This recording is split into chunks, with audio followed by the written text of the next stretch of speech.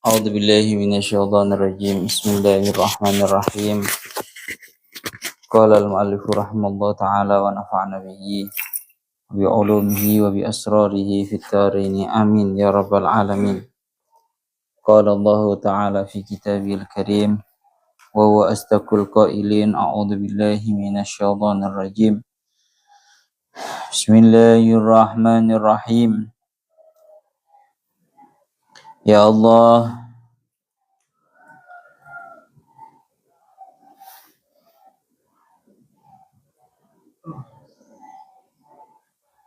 lakum fiha manafi'u ila ajalim musamma summa mahilluha ilal baitil atiq. Surat Al-Hajj ayat 33. Kalau ini wonten sing dereng dimaknani kedhi sing ba'dane fa innaha min taqwal qulubi minhum niku nggih minhum saking man wasumiyat lan den arani apa sya'air den arani ya Allah sya'aira di maknane ngeten nggih saged wasumiyat lan den arani apa al-budna beberapa onta ya dah kuwi dereng di maknani ta wingi wasumiyat lan den arani apa al-budna sya'aira ing aran sya'air maknane pira-pira syiar alasane li isy'ariha krana oleh aweh weruh ya Allah ya Rabbi ya Karim al-budna bima kelawan barang tu'rafu kang den weruhi apa al-budna den weruhi ya Allah ya Rabbi ya Karim al-budna nginggil niku lho nginggile pas bima kelawan barang tu'rafu kang den weruhi apa al-budna bihi kelawan ma den weruhi annaha saktenane al-budna iku hadiyun hayawan rerupa katokni hadidatin bisanamiha katokni hadidatin kaya dene ngencepake wesi kaya dene jeblosake ta ngencepake wesi bi sanamiha sanam ing dalam punuke bi sanamiha ing dalam punuke budna pun lakum fiha manafi'u lakum iku keduwe sira kabeh fiha ing dalam sya'air tegese al-budna niku sami mawon manafi'u ya ing dalam sya'air garis miring al-budna manafi'u utai pira-pira manfaat karuku biha kaya dene nunggangi ing sya'air alhamdulillah momot alaiha ing atase sya'air momot ma ing barang la yadurruha kang ora bahayani apa ma ing sya'air sanep kang ora bahayani apa ma ing sya'air ila ajalim musamma ila ajalin tumuka maring titi mongso musamman kang wis den sebut kang wis den arani apa ajalin ai wakti nahriha tegese waktune beleh ing sya'air summa mahilluha ilal baitil atiq summa mahilluha nuli utawi panggonane sya'air utawi wonten mahal wonten mahil. Kalau mahal itu panggonan, kalau mahil itu tempat makanu halli nahriha niki lah. Semma mahilluha nuli utawi panggonan halal dan sembelihe sya'air. Nuli utawi panggonan halal dan sembelihe sya'air ai makani halli nahriha, tegese panggonan halale nyembelih ing sya'air iku ilal baiti muka maring Baitullah al atiki kang dingin ai indahu tegese ing dalem sandinge Baitil Atik wal muradu tapi utawi barang kang den karepake iku al haram tanah haram jami'uhu ya sekabehane al haram, bukan hanya Ka'bah saja. Terus dilanjutakan, ya Allah ya Rabbi ya Karim wali kulli ummatin ja'alna masakan liyadhkuru ismallahi ala ma razaqahum min bahimatil an'am fa ilahukum ilahu wahidun fa aslimu wa basyiril mukhbitin. Surat Al-Hajj ayat 34. Dilanjutakan malih teng mriki, ya Allah ya Rabbi ya Karim wa likulli ummatin lan iku kedue saben-saben umat ai jamaatin tegese golongan mukminatin kang iman sapa jamaah salafat kang wis ndingini sapa jamaatin mukminah qablakum ing dalem sadurunge sira kabeh ja'alna ndadekake sapa ingsun Allah. Ya Allah ya Rabbi ya Karim mansakan. Ya Allah ya Rabbi ya Karim mansakan ing nyembelih, mansakan ing nyembelih bi fathis sini lawan fathai sin mansakan masdarun yaiku dadi masdar. Jadi lek bacaane mansakan niku dadine masdar. Wa bi kasriyalan kelawan kasra sin mansikan ya ismu makan yaiku dadi jenenge panggonan. Maknane aidzabhan kurbanan. Aidzabhan tegese ing sembelihan kurbanan kang den gawe kurban. Sanep kurbanan ing den gawe kurban. Au makanau niki tafsirane kalau dibaca sinnya fathah. Au makanahu nih kalau sinnya dibaca kasroh au makanahu utawa panggonane sembelihane kurban lihat kurus mallahi ala ma razaqahum lihat kuru drapon podo iling drapon podo nutur drapon podo nyebut sapa ummah kulli ummatin niku ismallahi ing asmone Allah alama ing atase barang razaqahum kang wis paring sapa Allah ing ummatin imbahimatil an'ami saking bayane saking hayawan rumangkang saking raja kaya inda dzabhiha uzkuruniki liyadzkuruniki inda dzabhiha ing dalem nalikane nyembelih ing bahimatil an'am dalam nalikane nyembelih ing bahimatil an'am fa ilahukum ilahu wahidun falahu aslimu fa ilahukum mongko utai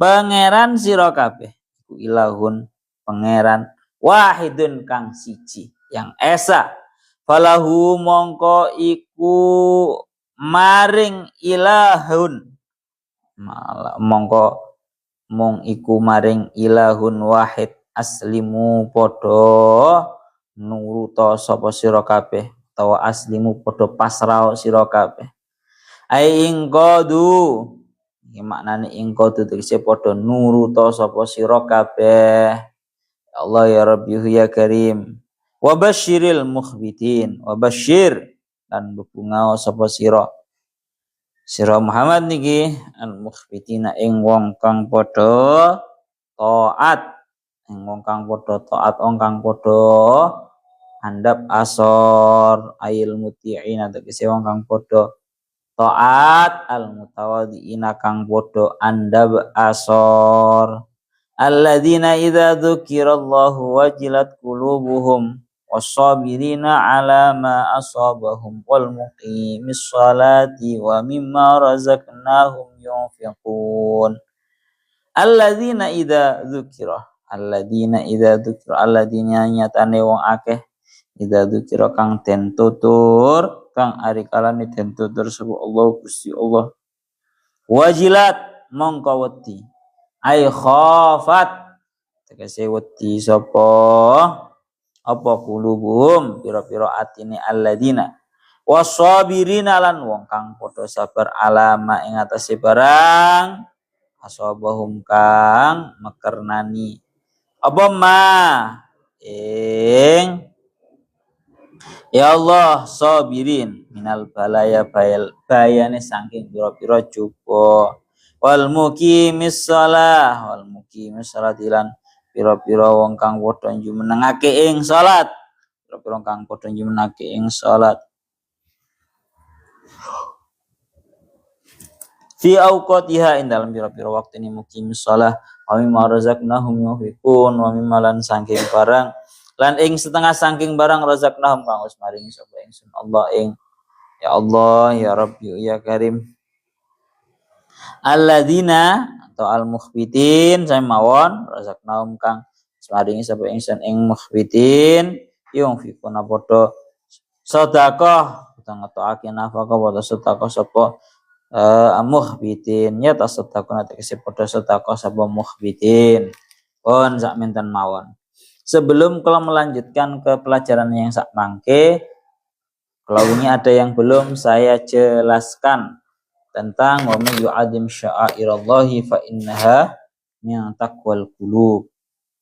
Tengeriku dingin akan barang siapa yang mengagungkan terhadap sya'airallah, tanda-tanda agamanya Allah.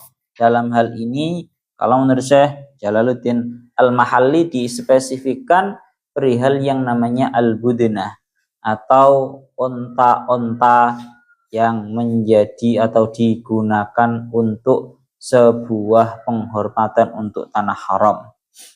Nah, dengeriki kalau ini fa innaha min taqwal qulub, karena sesungguhnya itu merupakan orang siapa yang mengagungkan terhadap sya'airallah, syiar-syiarnya Allah, tanda-tanda agamanya Allah, maka sesungguhnya itu merupakan fa innaha min taqwal qulub. Ini sama dijelaskan lengkap. Kalau cuma pengen jelaskan niki nih, sing dereng kula murati niki wingi nggih, sumyat sya'air yang namanya al-budnah atau onta-onta persembahan untuk tanah haram, untuk Ka'bah, itu disebut dengan sya'air. Itu alasannya adalah li isy'ariha bima tu'rafu bihi annaha hadiyun katokni hadidatin bisanamiha. Karena yang namanya hewan hadiyu atau hewan rerubo lek bahasa maknanya, hewan penghormatan untuk tanah haram, itu biasanya sudah diketahui dengan beberapa tanda. Tandanya kalau yang disebutkan oleh Syekh Jalaluddin Al-Mahalli, di punuknya itu ada napa bahasane nggih, bekas, minimal ada bekas di jojo, apa bahasa ini, ditusuk dengan yang namanya besi. Jadi para orang-orang Arab zaman dahulu, kamu harus tahu dulu ya maknanya hadi itu apa. Hadi itu adalah sebuah persembahan, hewan persembahan yang dipersembahkan oleh orang-orang hewan tersebut untuk tanah haram. Itu namanya al-hadiyu. Agar hewan ini disembelih, agar hewan ini disembelih karena Allah Ta'ala. Itu namanya hadiyu. Jadi ada hadiyu, ada kurban. Kalau kurban itu waktunya tertentu. Kalau kurban itu waktunya ya khusus hari raya Idul Adha. Itu kurban. Ada yang namanya hadiyu. Hadiyu itu hewan persembahan dari semua orang. Artinya bagaimana? Baik orang yang haji, orang yang umroh, orang yang tidak haji, orang yang tidak umroh. Itu namanya hewan hadiyu, hewan persembahan untuk tanah haram yang untuk disembelih karena Allah Ta'ala. Itu namanya hadyu. Nah, yang namanya hadyu ketika orang-orang itu sudah meniatkan bahwa ini hewan ini diperuntukkan untuk tanah haram agar disembelih untuk Allah Ta'ala, maka seringkali ditandai biar tidak sampai dimakan orang, disembelih orang, ya, ditandai dengan beberapa tanda. Salah satunya di sini disebutkan di punuknya, kalau onta ya berarti di punuk untanya itu ada tanda bekas ditusuk dengan sebuah hadidah atau besi. Atau terkadang diberi tanda-tanda yang lain, seperti contoh tangriki ingin dikatakan wa syakil jalal wa ikhrajis sanam minasyaki wa kata'likin ni'al fi raqabatiha. Salah satu tandanya kalau pada zaman dahulu, kalau ada hewan sudah dijadikan hadyu, hewan penghormatan untuk tanah haram, itu biasanya salah satu tandanya adalah dikalungi sandal. Ya, ta'likin ni'al fi raqabatiha.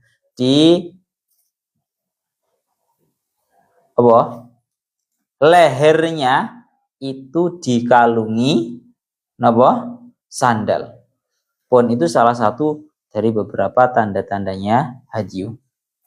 Lah sekarang dikatakan ini masih membahas yang namanya hadyu.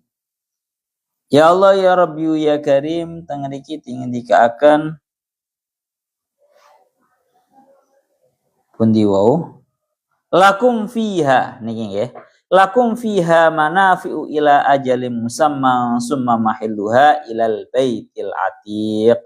Surat Al-Hajj ayat 33. Dimuratirin. Lakum fiha manafi'u.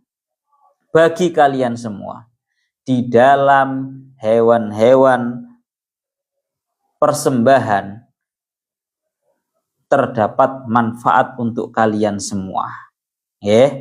Ila ajalim musamma, hingga datang waktu yang telah ditentukan. Summa mahilluha ilal baitil atiq. Kemudian tempat halal disembelihnya adalah tatkala sudah sampai di Baitullah, Ka'bah, bait yang terdahulu. Baitullah, rumahnya Allah yang terdahulu. Murad lebih gamblangnya, lakum fiha manafi', bagi kalian semua di dalam hadyu, hewan rerupo. Kalau balik noe teng syairillah atau al-budna sami mawon, intinya ini adalah al-hadyu atau hewan-hewan yang dijadikan sebagai hadyu, sebagai rerupo penghormatan untuk tanah haram, dihadiahkan untuk tanah haram. Tangri kucing dikaakan lakum fiha manafi', bagi kalian semua di dalam hewan-hewan yang sudah dijadikan sebagai hewan persembahan untuk tanah haram, itu kalian semua masih memiliki manfaat. Artinya bagaimana? Karukubiha, seperti dinaiki, walhamli alaiha, ma la yaduruha, boleh untuk kita manfaatkan untuk kita sendiri yang menunggangi, atau boleh untuk kita tunggangkan di atas hewan hadyu tersebut beberapa benda-benda yang sifatnya beratnya itu tidak akan memberikan mara bahaya. Artinya bagaimana berarti? Menurut satu pendapat, melihat dari redaksi lakum fiha manafi', menurut satu pendapat mengatakan bahwa walaupun hewan itu sudah diniati, sudah diucapkan, sudah dinadarkan bahwa ini hewan untuk persembahan tanah haram agar disembelih karena Allah Ta'ala, menurut sebagian pendapat, semisal dengeriki dikatakan, menurut satu pendapat masih boleh untuk dinaiki, masih boleh untuk diambil susunya kalau memang benar-benar dibutuhkan, masih boleh untuk digunakan membawa barang-barang. Karena dulu diceritakan suatu ketika ada seorang pemuda yang telah meniatkan hewannya ini untuk tanah haram agar disembelih karena Allah Ta'ala. kemudian dia itu merasa berdosa untuk menaiki hewan hadyu yang sudah dia niati itu. Kemudian dia bertanya kepada Kanjeng Nabi, wahai Kanjeng Nabi, ini ada hewan rerubuh atau hewan hadyu, hewan persembahan. Maka Kanjeng Nabi menjawab, ya, Kanjeng Nabi menjawab dengan jawaban, naikilah hewan hadyu kamu itu. Tengeriki dingendikaken, ya Allah ya Rabbihu ya Karim.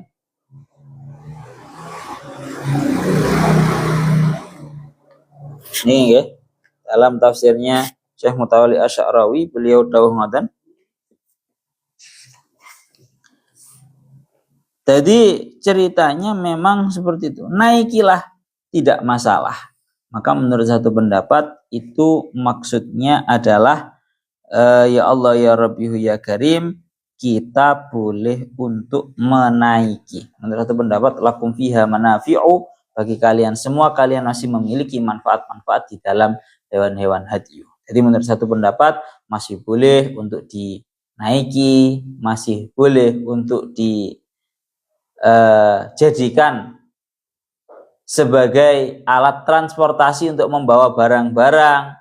Menurut satu pendapat boleh juga untuk diambil susunya, bahkan kalau memang dalam keadaan masih membutuhkan.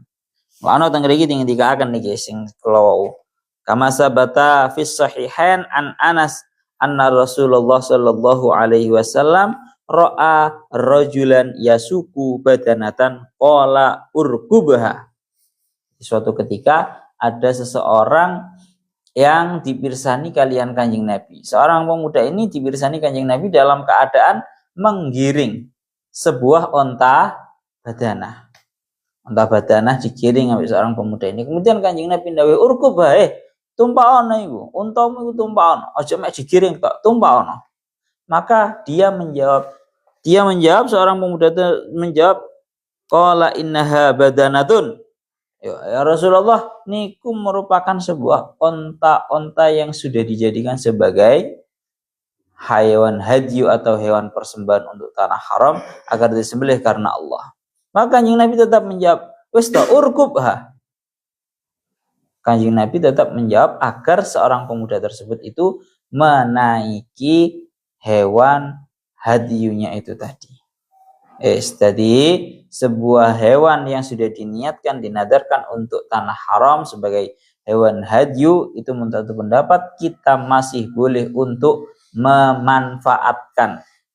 Itu menurut satu pendapat. Menurut pendapat yang kedua, tengriki dingendikaken,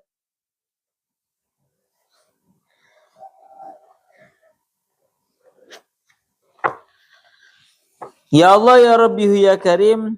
Kalau menurut pendapat yang kedua, tengeriki dingendikaken,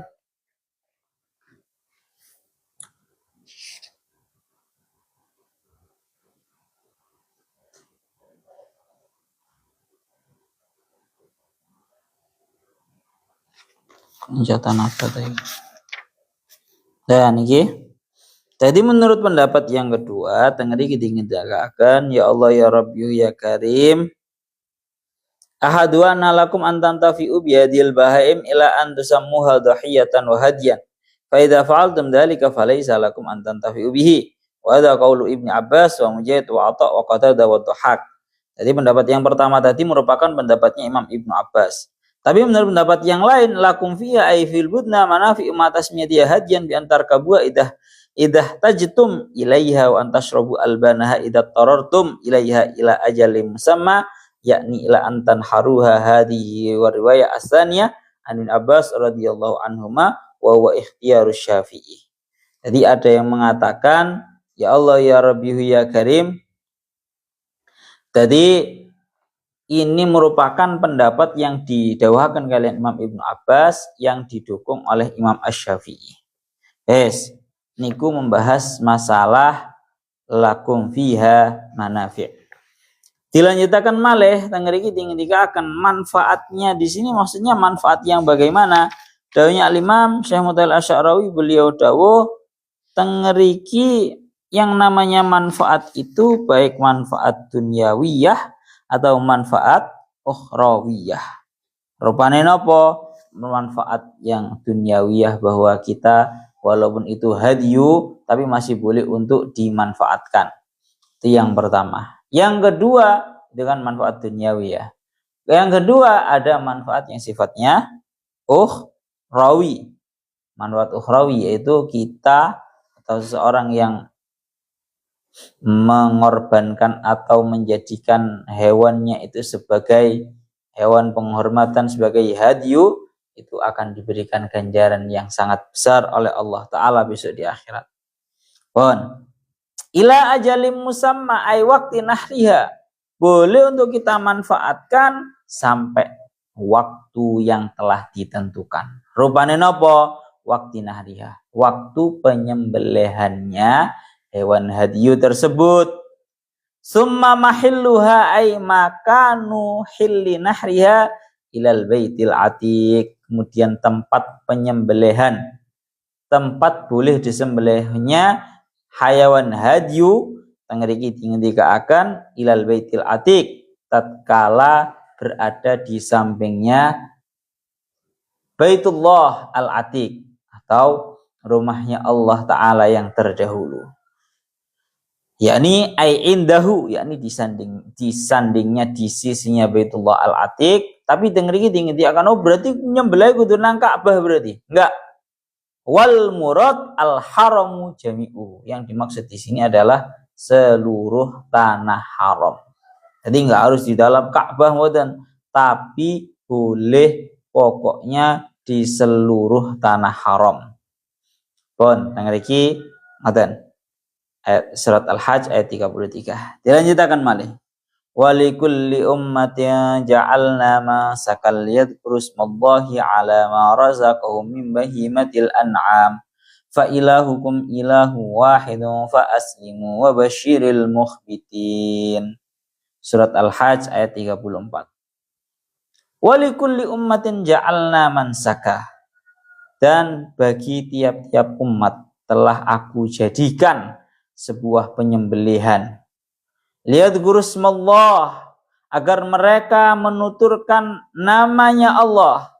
Menuturkan namanya Allah ala ma razaqahum min bahimatil an'am, di atas apa yang telah diberikan oleh Allah Ta'ala kepada mereka berupa hewan-hewan ternak. Yakni ay inda dabhiha. Fa ilahukum ilahu wahid, maka Tuhan kalian semua itu merupakan Tuhan yang esa, Tuhan yang tunggal, Tuhan yang esa. Falahu aslimu, maka hanya kepada Allah Tuhan kalian semua, hendaknya kalian semua itu patuh, tunduk. Menurut satu murad seperti itu. Menurut satu murad, falahu aslimu, maka hanya kepada Allah lah pasrahkanlah segala urusan kalian. Murad kedua seperti itu. Wa basyiril mukhbitin, dan berilah kabar gembira kepada orang-orang yang ahli beribadah dan rendah hati. Pun ngeri ngoten. Nep sik ngantuk ae terus rek. Ngantuk ae terus. Pun kula lanjutaken malih. Walikulli ummatin ay jama'atin mu'minatin salafat qablakum, dan bagi setiap umat, yakni jama'atin mu'minatin, segolongan mukminah, salafat qablakum, umat-umat sebelum kalian semua, sebelum umat-umatnya Kanjeng Nabi. Ja'alna mansaka, aku jadikan untuk mereka mansakan, atau sebuah penyembelihan, atau mansika, tempat penyembelihan. Di fathhis sini masdarun ay dzabhan kurbanan, dengan fathahnya sin sebagai masdar, maknanya itu dzabhan kurbanan, penyembelihan dan hewan kurban. Kalau wabi kasriha, kasrahnya sin, mansika, maknanya tempatnya penyembelihan. Artinya bagaimana? Seperti yang didawakan Tangeriki dingendikaaken ya Allah ya Rabbihu ya Karim, bahwa Allah Ta'ala itu menjadikan untuk setiap umat mulai dari sebelumnya Kanjeng Nabi dijadikan yang namanya mansaka atau mansikah, sebuah penyembelihan pengorbanan. Mulana dengeriki dawuhnya Al-Imam Fakhruddin Ar-Razi, beliau dawuh qauluhu wa likulli ummatin ja'alna mansakan liyadhkurusmallah fal makna syara'na likulli ummatin minal umam as-salifah min ahdi Ibrahim alaihissalam ila man ba'dahu darban minal qurban wa ja'ala al-illata fi dzalika yadhkurusmallah taqaddasat asma'u fil manasik. Jadi dengeriki dingendikaken mulai dari umat-umat terdahulu sebelum umatnya Kanjeng Nabi, Allah Ta'ala itu sudah mensyariatkan bagi setiap umatnya, mulai dari zamannya Nabi Ibrahim, sebuah macam daripada pengorbanan. Bahasanya kurban, hewan-hewan kurban. Wa ja'ala al-illata, alasan kenapa kok mulai dari zamannya Nabi Ibrahim, umat-umat sadurunge Kanjeng Nabi mulai dari zamannya Nabi Ibrahim itu disyariatkan yang namanya hayawan kurban, agar alasannya ayyadhkurusmallah, agar mereka itu menyebutkan asma'nya, nama-namanya Allah tatkala penyembelihannya. Pun ngeriku maknane ngoten. Wa makanat al-arabu tadbahu lis-sanam yusamma al-atar wal atira kadzabhi wad dzabihah. Pun tengriki dingendikaaken wis ya, jadi Allah Ta'ala itu intinya mensyariatkan yang namanya sebuah penyembelihan. Nah, ini nanti kita bahas. Ini buat apa sih arti nyembelih barang itu? Artinya bagaimana? Ini nanti akan dibahas oleh Syekh Mutawalli Asy'arawi. Kalau di sini disebutkan alasan Allah Ta'ala itu mensyariatkan bagi setiap umat, sekalipun umat sebelumnya Kanjeng Nabi, yakni mulai dari zamannya Nabi Ibrahim disyariatkan yang namanya sebuah penyembelihan, liyadhkurusmallahi ala ma razaqahum min bahimatil an'am, agar mereka semua itu menyebutkan nama-namanya Allah di atas perkara yang sudah Allah Ta'ala rizkikan kepada mereka berupa hewan-hewan ternak. Ai inda dzabhiha, yakni tatkala menyembelih terhadap hewan-hewan kurban tersebut. Jadi agar mereka, para orang-orang yang berkurban itu menuturkan namanya Allah tatkala penyembelihan hewan-hewan kurban, tatkala penyembelihan hewan-hewan hadyu atau hewan-hewan yang digunakan untuk penghormatan tanah haram. Pun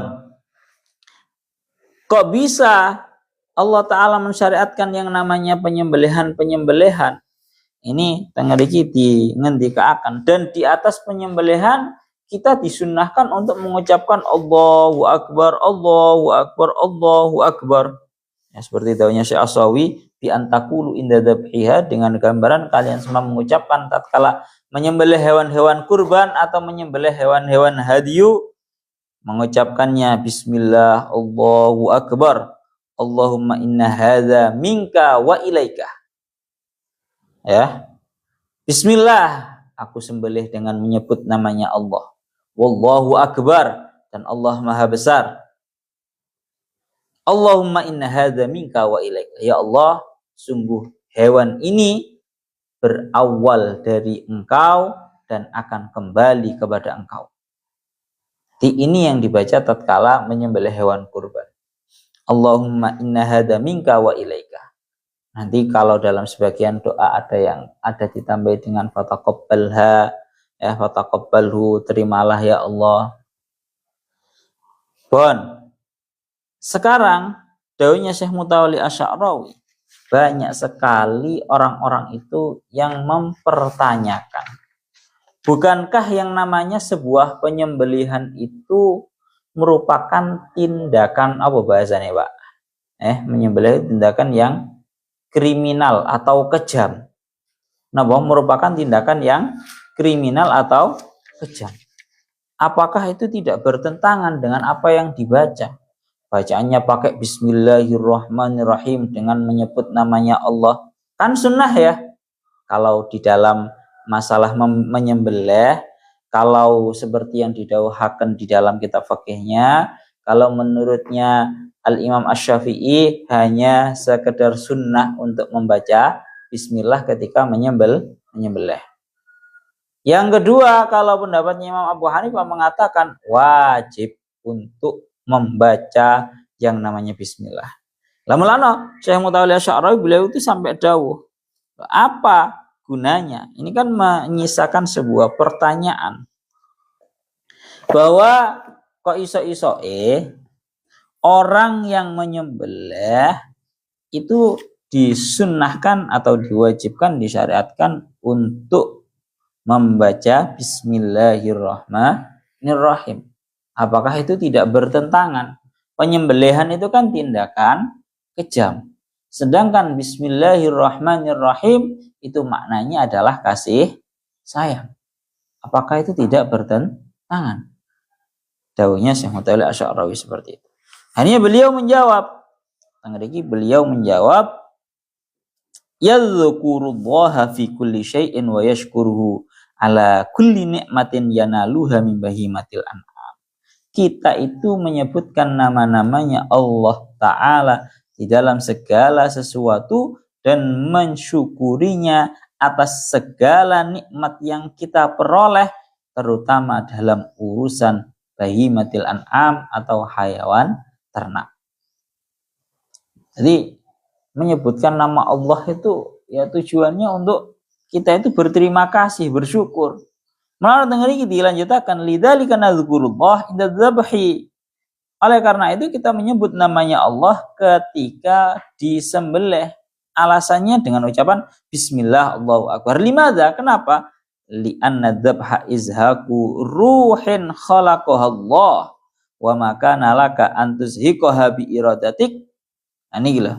Karena maknanya kita tatkala menyembelih seraya menuturkan Bismillahirrahmanirrahim, itu maknanya adalah kita menghilangkan nyawa yang telah diciptakan oleh Allah, yang mana tujuannya adalah lillah, karena Allah. Jadi menghilangkan nyawanya hewan ini karena Allah, bukan karena kehendak kita. Wa makana laka antuzhiqaha bi iradatik. Fa makna bismillah wallahu akbar huna annani la uzhiqu ruhaha min indi bal li annallaha amarani wa abahaha li. Jadi maknanya seseorang menyembelih dengan ucapan bismillah Allahu akbar hadza minka wa ilaika. Itu maknanya adalah ya Allah, sesungguhnya aku menyembelih menghilangkan nyawanya ini hewan ini karenamu, ya, karena Allah Ta'ala yang memerintahkan kepadaku dan memperbolehkannya. Wallahu akbar fi hadzal mauqif min iradatik.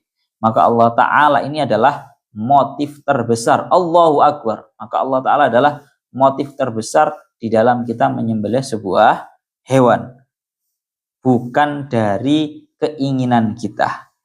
Nah, ini yang saya katakan tadi, wa nara al-ba'd ya'nafu min mas'alati dzabhi hadi. Kita melihat ada sebagian orang yang ingin tidak setuju, protes, bahasa kasarannya ngomong ngoten. Perihal urusan menyembelih ini, seraya dia berkata, kaifa tadbahuna hadzal hayawan aw hadi dajajah yadda'i ar-rahmah wasyafaqah ala hadil hayawanat lakinnahu laisa arham biha min khaliqiha. Wa ma dabahnaha illa li annallaha ahallaha wa ma akalnaha illa bismillah bidalili anna ma harramahullahu alaina la naqrabu minhu abada. Ila. Jadi tengriki intinya kalau ada orang yang ujar ini kita itu diajarkan untuk penuh kasih sayang, tapi kok disembelih? Maka jawabannya yang pertama, dalam syariat kita itu disyariatkan yang namanya penyembelihan dengan penyembelihan yang baik. Wa idza qataltum fa ahsinul qitlah wa idza dzabhtum fa ahsinu adzibhah. Ya, wa fa'latun limarratin kajalsah wa fi'latun lihayatin kajilsah. Pertama, syariat kita itu orang ngawur, Pak. Nyembelih iku ana aturan. Tengah iki diingatkan wa idza qataltum fa ahsinu al-qitlah. Kalau kalian ingin membunuh, maksudnya membunuh yang diperbolehkan, maka hendaklah kalian membunuh dengan cara yang baik. Semisal ada orang yang terkena hukuman mati. Ini kan harus dibunuh berarti. Maka orang yang harus dibunuh seperti ini, perintahnya Kanjeng Nabi ahsinu al-qitlah. Bunuhlah dengan cara yang terbaik. Napa? Bunuhlah dengan cara yang terbaik. Kalau kalian tahu atau bahkan pernah melihat hukuman kisos pembunuhan balik kalau di Arab sana, kepala ditebas. Bres. Itu koyok-koyok kejam, Pak. Lek didelok koyok-koyok kejam. Kepala ditebas. Kon dodok ngene kepala ditebas. Bres. Tapi kalau di daerah-daerah lain seperti di Indonesia, biasanya hukuman mati untuk teroris itu biasanya ditembak di jantung apa nang di? Ya nang jantung. Di jantungnya. Kalau dawuhnya para ulama, ya ditebas itu yang lebih baik. Seolah-olah terlihat kejam. Tapi dipastikan orang yang ditebas kepalanya, dia pasti positif langsung meninggal dengan jarak waktu yang kesakitannya sangat sebentar. Tapi nyuwun sewu, kalau ditembak di apa? Paru-paru dah, sing tembake paru-paru dah. Jantung apa paru-paru? Jantung ya. Kalau ditembaknya di jantung, ini masih dikhawatirkan. Yang pertama, ya memang penembaknya semuanya penembak jitu. Tapi saat penembak jitu masih mungkin meleset. Itu yang pertama. Banyak kejadian ditembak ternyata meleset. Itu yang pertama. Yang kedua, dianggap penembakan yang di jantung ini tidaklah lebih cepat daripada yang namanya penebasan leher. Wong lek wis ditebas leher ini kan di leher kita ini kan ada jalur pernafasan, jalur makan, jalur minum. Kalau sudah jalur pernafasannya yang ditebas, mati Pak Isan. Gak bisa nafas. Semari. Tapi kalau di sini, ini masih ada jarak yang mungkin agak lebih lama daripada jalur pernafasan. Ini perintahnya Kanjeng Nabi. Wa idza qataltum fa ahsinu wa idza dzabhtum fa ahsinu adzibhah. Kalau kalian mau menyembelih, hendaknya menyembelihlah dengan cara yang baik. Mulane perintah Kanjeng Nabi lek katene mbeleh iki sing jenenge napa? Lading pisaunya, pilihlah pisau yang sangat tajam sekali. Atau pisau kamu enggak tajam, diasah biar hewannya tidak kesakitan. Maka ini salah satu bentuk yang namanya ya Allah ya Rabbihu ya Karim, bahkan dalam yang tanda kutipnya yang dituduhkan oleh orang-orang bahwa dalam penyembelihan itu dituduh kejam. Dalam syariat kita itu diatur agar semua itu menjadi penyembelihan yang terbaik. Kalau dalam syariatnya orang-orang sebelum ada Islam, itu mereka itu kalau menyembelih ada yang dijatuhkan dari gunung. Mati ora apa-apa, Pak. Lah nek gur buntung lak yo piye? Waduh sih. Ada yang dengan cara digigit. Ada yang dengan cara dicakar pakai kuku. Itu semua bahasanya tidak efektif untuk menghilangkan nyawa. Itu yang pertama. Yang kedua, kita itu menyembelih bukan karena sifat kejam kita. Akan tetapi kita menyembelihnya itu murni karena Allah, murni karena perintahnya Allah, murni karena Allah Ta'ala yang memerintahkan. Dengan dalil, di dalam perkara-perkara yang tidak dilegalkan untuk disembelih, di dalam perkara-perkara yang tidak legal untuk dimakan, kita tidak menyembelih, kita juga tidak memakan. Pun niku ngoten. Lanjut. Ya Allah ya Rabbihu ya Karim, fa ilahukum ilahu wahid. Maka ilahukum, Tuhan kalian semua itu merupakan Tuhan yang esa, Tuhan yang tunggal, Tuhan yang esa.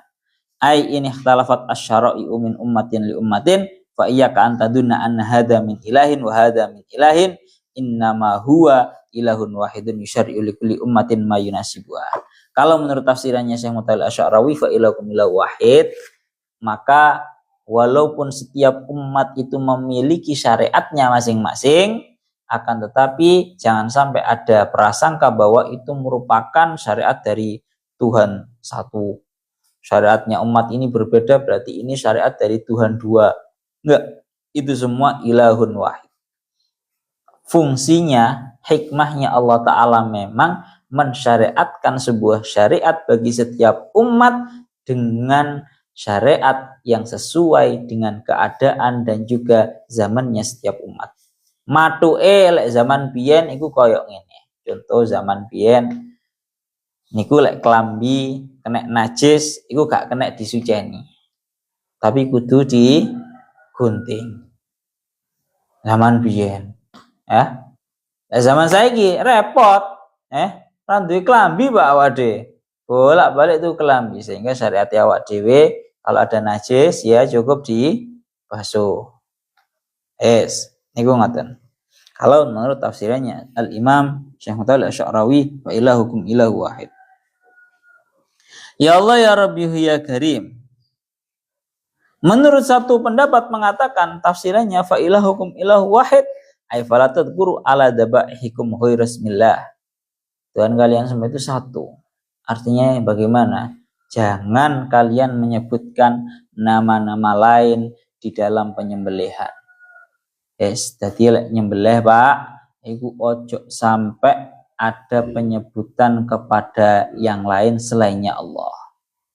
Ya mungkin kalau kita lihat di Indonesia ini mungkin masih banyak mungkin yang seperti itu. Biasanya lek nang Indonesia itu biasanya seringnya sesajen.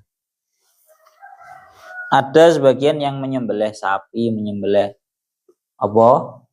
kambing itu karena dewa ini, karena dewa itu. Itu jangan dilakukan, bahaya. Ya seperti yang pernah pada kejadian zaman pas waktu gunung meledos cedek Kediri Pak. Gunung Kelut, iya. Tatkala kejadian Gunung Kelut itu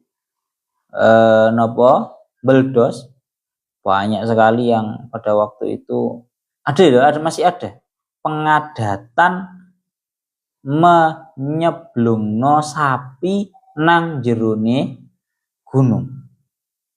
Tujuannya agar nanti tidak meledos dan seterusnya. Itu jangan seperti itu. Dan juga masih banyak ya yang model-model seperti itu.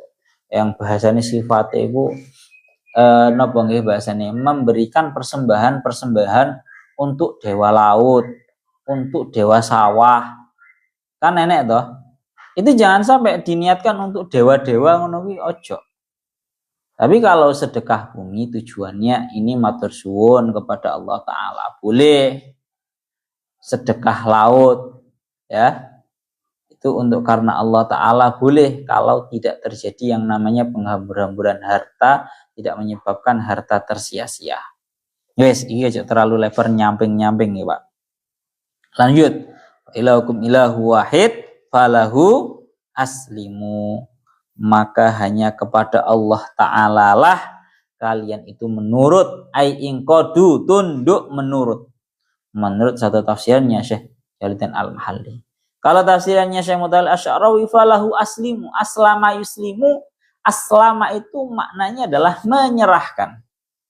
Maka murad yang didawakan kalian Syekh Mutawalli Asy'arawi falahu aslimu ay falahu aslimu ay kulla umurikum ilallah, yakni pasrahkanlah segala urusanmu hanya kepada Allah. Ai aslimu kulla umurikum lillah fa in umira fa'adimu amrahu wa khudu ala rahbi was saati. Pun atas ngeriki piye carane awak dhewe iki iso pasrah, benar-benar berpasrah diri dalam segala urusan kita kepada Allah Ta'ala. Kita hanya ikhtiar, urusan hasil itu merupakan urusannya Allah Ta'ala. Ini ngoten nggih. Falahu aslimu wa basyiril mukhbitin, dan berikanlah kabar gembira bagi orang-orang yang ahli beribadah dan ahli tawadu atau rendah diri. Ayil muti'ina al mutawadi'ina. Ini orang-orang yang bertakwa, ini orang-orang yang taat, dan ya Allah ya Rabbi ya Karim, dan orang-orang yang rendah diri. Itu maknanya mukhbit. Tapi menurut satu versi, seperti yang didakwakan kalian Syekh Mutawalli Asy'arawi, mukhbit itu maknanya adalah huwallazi, wal makna at-taqiq lil mukhbit huwallazi idza zulima la yantasiru li nafsihi amalan bi qaulillahi ta'ala wala man sabara wa ghafara inna dzalika lamin azmil umur wasbir ala ma asabak inna dzalika min azmil umur. Tangri iki ngendikaaken, ya Allah ya Rabbi ya Karim, makna yang terdalam untuk makna mukhbit itu artinya adalah orang yang tatkala didolimi dia itu tidak meminta tolong karena untuk dirinya. Dia orang yang bisa bersabar atas segala hal yang mengenai terhadapnya. Bon, gak usah lebar-lebar, ini kersane mantun ya. Kalau lanjutakan malih, wa basyiril mukhbitin, ayat terakhir, alladzina idza dzukirallahu wajilat qulubuhum was-sabirina 'ala ma asabahum wal muqimis sholati wa mimma razaqnahum yunfiqun. Maknanya napa? Alladzina idza dzukirallahu wajilat qulubuhum, yakni orang-orang yang tatkala disebutkan namanya Allah wajilat qulubuhum, maka hati mereka akan menjadi takut, tubuh mereka akan menjadi bergetar. Wajilat qulubuhum, hati mereka akan menjadi takut. Was-sabirina 'ala ma asabahum, dan orang-orang yang bersabar atas perkara-perkara, musibah-musibah, ujian-ujian yang mengenai mereka. Wal muqimis shalah, dan orang-orang yang mendirikan salat. Wa mimma razaqnahum yunfiqun, dan dari apa-apa yang telah aku Allah berikan kepada mereka, mereka bisa mensedekahkan. Tangriki diberikan beberapa sifat untuk para mukhbit. Sifat yang pertama, sifat tangriki, ya Allah ya Rabbi ya Karim, al-mukhbit disifati dengan yang pertama, yakni alladzina idza dzukirallahu wajilat qulubuhum, yakni golongannya orang-orang yang tatkala disebutkan nama-namanya Allah, niscaya mereka itu hatinya akan bergetar, hatinya akan takut. Tengriki teng tafsirnya ay khafat qulubuhum, hatinya menjadi takut. Dawuhnya Syekh Mutawalli Asy'arawi, loh, di dalam ayat ini kalau menyebutkan nama Allah hatinya wajilat qulubuhum, menjadi takut, menjadi bergetar. Kalau di dalam ayat lain disebutkan ala bidzikrillahi tatmainnul qulub. Sanep hilang. Kalau di dalam ayat lain itu disebutkan ala bidzikrillahi tatmainnul qulub. Dengan berzikir, mengingat atau disebutkan nama Allah, justru hati menjadi tenang. Seolah-olah bertentangan. Sing iki mengatakan, ayat ini mengatakan disebutkan nama Allah alladzina idza dzukirallahu wajilat qulubuhum, lek disebut nama Allah sing ono hatinya malah bergetar, malah takut. Kalau dalam ayat lain, ala bidzikrillahi tatmainnul qulub. Dengan berzikir terhadap Allah, menyebut namanya Allah, disebut nama Allah, yang ada hati malah tenang. Lah, terus biar kok bertentangan ini? Dawuhnya Syekh Mutawalli Asy-Sya'rawi, dua ayat ini sama sekali tidak bertentangan. Dua ayat ini merupakan ayat yang saling melengkapi satu sama lain. Karena satu ayat dengan satu ayat yang lain ini memiliki sasarannya masing-masing.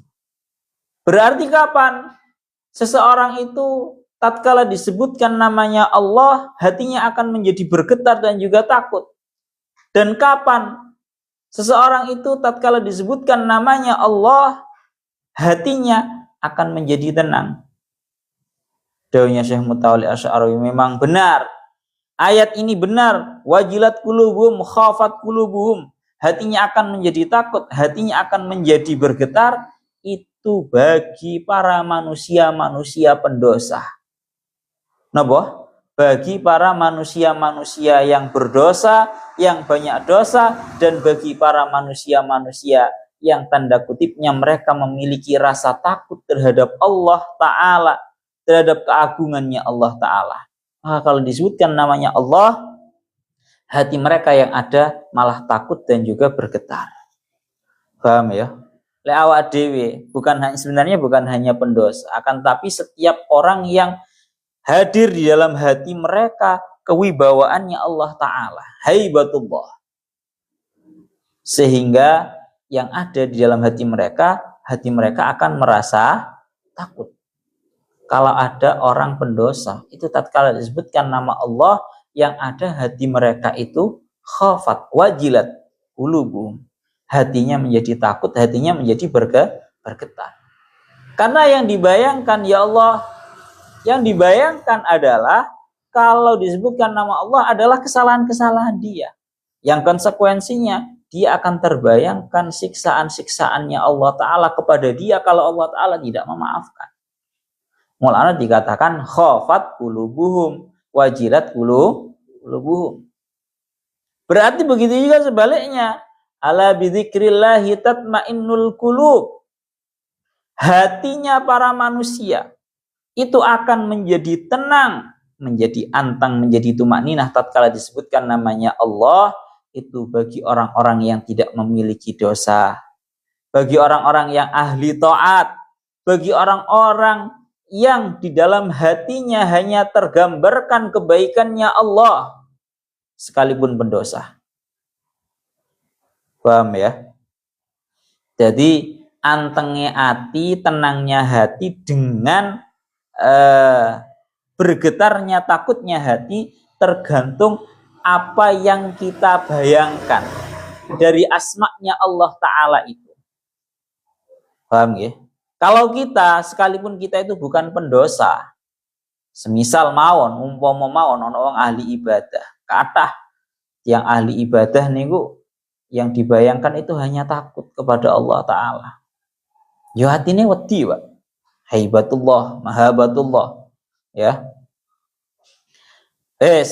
Tangriki dawuhnya Syekh Mutawalli Asy-Sya'rawi ngatan. Maka seperti halnya yang terjadi pada zamannya Nabi Musa. Nabi Musa itu tatkala berada di dalam kondisi yang sangat genting, di mana di depannya Nabi Musa adalah lautan yang secara pengadatan tidak bisa diarungi. Dan di belakangnya Nabi Musa ada Fir'aun dan seluruh bala tentaranya. Namun apa yang terbesit di dalam hatinya Nabi Musa? Nabi Musa hanya berkata, kalla innam lafadnya ayatnya anggeriki ngendikaken kalla inna ma'iya rabbi sayahdin. Anggeriki bahasane ngaten. Inna ma'iya rabbi sayahdin. Tenang. Nabi Musa dalam kondisi yang sangat terjepit seperti itu, Nabi Musa sangat tetap tenang karena mengingat terhadap asma'nya Allah Ta'ala. Ya, jadi tidak bertentangan antara alladzina idza dzukirallahu wajilat qulubuhum wa idza tuliyat alaihim ayat ayat lain gilaan. Tapi tadi ya intinya dengan ayat ala bidzikrillah tatmainnul qulub itu tidak bertentangan. Yes, jadi saling melengkapi malah. Pun kita lanjutkan lagi. Wassabirina ala ma asabahum minal balaya. Orang-orang yang bersabar atas apa yang ya Allah ya Rabbi ya Karim mengenai terhadap mereka dari ujian-ujiannya Allah Ta'ala. Ini guys bolak-balik diaturakan seperti yang didawakan kalian, seperti yang dibahas tadi malam ya.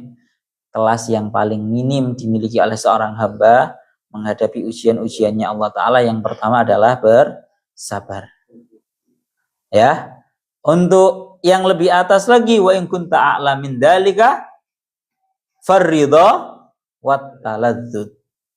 Kamu kalau memiliki makam yang lebih tinggi lagi, bukan hanya sekedar bersabar, tapi rela terhadap takdir ujiannya Allah dan bahkan menikmati. Ya, bahasanya ngaten. Pun itu pembahasannya sudah dibahas tadi malam. Kalau lanjutakan malih. Wal muqimis shalah fil awqatiyah, dan orang-orang yang mendirikan salat pada waktunya. Niki kula sing bolak-balik kerentek nang ati kirane perlu untuk kula sampaikan. Perihal yang namanya mendirikan salat. Banyak dari kita para manusia itu mengeluhkan rasa lelah, rasa capek, rasa letih daripada yang namanya dunia, tapi tidak sholat.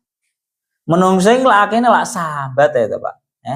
Aku wis bawa kelakan urusan dunia. Capek aku Pak. Gitu. Nah bocah capek akan urusan. Tapi mereka tidak sholat. Ini merupakan sebuah hal yang bisa dikatakan aneh. Kenapa kok aneh? Allah Ta'ala mewajibkan terhadap kita yang namanya sholat agar memang engkau itu terlepas dari yang namanya rasa lelah, rasa letih yang engkau rasakan dari dunia ini. Kon niku sambat ae perihal capek urusan dunia, tapi tatkala kamu diperintahkan sholat kamu tidak melakukan. Padahal salah satu hikmah disyariatkannya yang namanya sholat adalah kamu rehat daripada urusan dunia kamu. Lek wong saiki kan akeh-akeh rehat dari urusan dunia dengan cara berlibur. Liburan nang kene, liburan nang kono.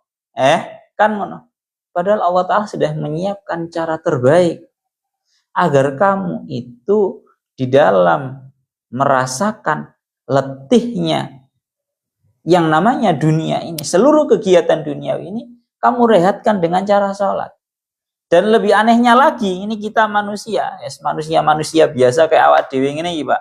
Lebih anehnya lagi, sholat itu merupakan salah satu cara Allah Ta'ala merehatkan kita dari urusan dunia, namun kita hanya sholat dengan tubuh kita, hati kita tidak kita rehatkan dari urusan dunia.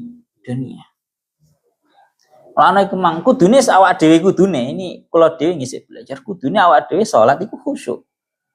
Kudune awak dhewe urusan lek wis mlebu nang jero salat sing jenenge urusan dunia tekeken dhisik. Ora usah dadak ngurusi urusan dunia. Rehatkan dulu, tenangkan. Ala bidzikrillah tatmainnul qulub. Atine awak dhewe iku ben tenang, atine awak dhewe ben rehat, atine awak dhewe tidak lelah letih dari yang namanya urusan-urusan dunia. Masuk kita fi hadratillah dengan cara sholat. Allahu Akbar. Taruh semua urusan-urusan dunia kamu kesampingkan. Itu adalah cara berlibur yang paling manjur untuk merehatkan hati kita dari lelah letihnya urusan dunia. Tapi seringkali kita masih lalai ya bahasan yang ada. Wal muqimis shalah, orang kita itu ya Allah ya Rabbi ya Karim mendirikan yang namanya salat, orang-orang yang mendirikan salat fi auqatiha, yakni di dalam waktu-waktunya. Makanya dawuh Kanjeng Nabi kan sering ya, karena Nabi sallallahu alaihi wasallam idza hazabahu amrun badara ila shalah. Kanjeng Nabi itu kalau tertimpa sebuah masalah badara ila shalah, Kanjeng Nabi bergegas langsung melaksanakan salat. Solusi utama yang dilakukan oleh Kanjeng Nabi menghadapi sebuah permasalahan adalah salat. Nang mari orang didik wa mimma razaqnahum yunfikun ayyatasaddaqun, dan dari apa yang telah aku berikan kepada mereka, mereka mau untuk menginfakkan, mereka mau untuk mensedekahkan. Dawuhnya Syekh Mutawalli Asy'arawi dan juga dawuhnya Syekh Ramdan Al-Buiti. Ini bahasanya adalah mimma razaqnahum. Harta yang kita miliki itu bukanlah kita dapatkan karena usaha kita, karena kehebatan kita, karena kelihayan kita, karena kepintaran kita di dalam kita mencari harta mboten. Tapi niku mimma razaqnahum. Itu merupakan rizki yang diberikan oleh Allah Ta'ala terhadap kita. Dawuhnya Syekh Mutawalli Asy'arawi sama dawuhnya Syekh Ramdan Al-Buiti. Ini termasuk sifat baiknya Allah Ta'ala terhadap kita. Bayang nih Pak, bayang nih. Kita diberi rizki oleh Allah Ta'ala. Kemudian kita diperintahkan oleh Allah Ta'ala untuk memberikan sebagian. Alhamdulillah.